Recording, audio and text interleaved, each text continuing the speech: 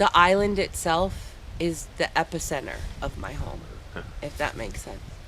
And I have the place where I live, which I consider home, my little apartment, but it's downtown. And I think what roots me here and grounds me here more than anything else is this place, is Big Bay. And even more so than Town Park, which is a beautiful park that I fell in love with.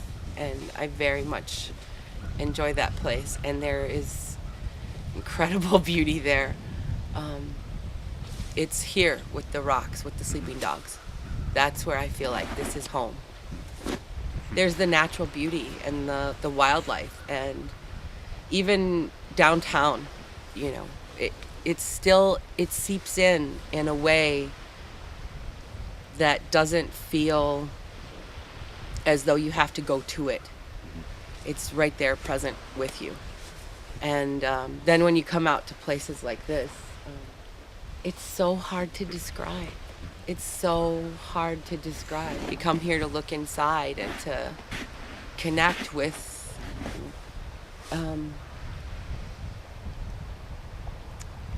that which provides for us, you know, the real basic sort of visceral necessities of life. So I think that those are the things.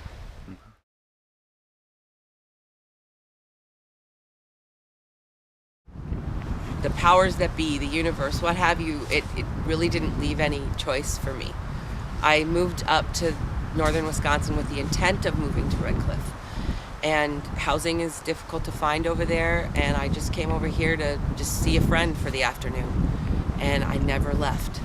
And so I don't really feel like I had a lot of choice in it. And that intensifies my feeling of connection to this place. And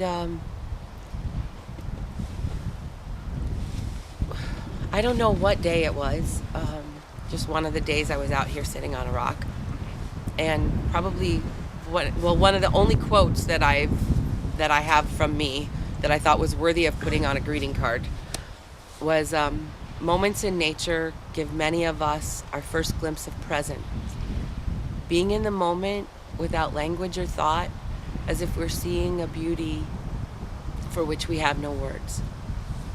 And that to me is the closest that I can come to describing that connection, maybe. Because it's something that happens without words. It's just something you feel. And it costs me a lot to be here because I'm so far away from my children and my grandchildren, who I love so much and miss. It's difficult sometimes to be here, but there is such an intense connection that I feel like I can't leave it or I'll wither.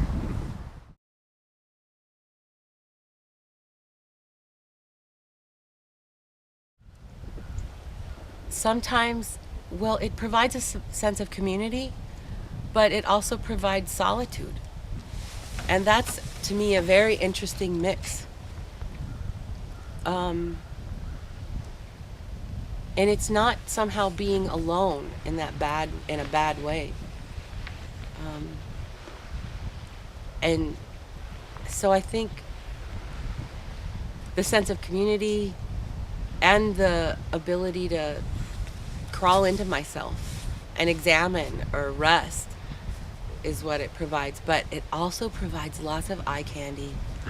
And I think that term might be associated with things that I don't find appealing at all. But to me, this is eye candy.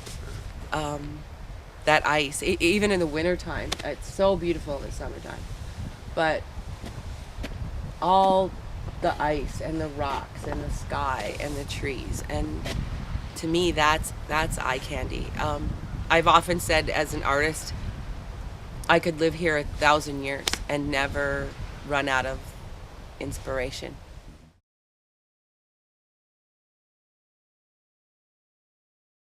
I see us as stewards of the land, and because of the place that Madeline Island holds in the culture of the Anishinaabe. I really look at the people who live here as stewards. And there was a beautiful little video on YouTube called Gratitude by Louis Schwartzberg, who is a time-lapse photographer. And in the beginning, he talks about nature, and he says, beauty and seduction are nature's tools because we protect what we fall in love with.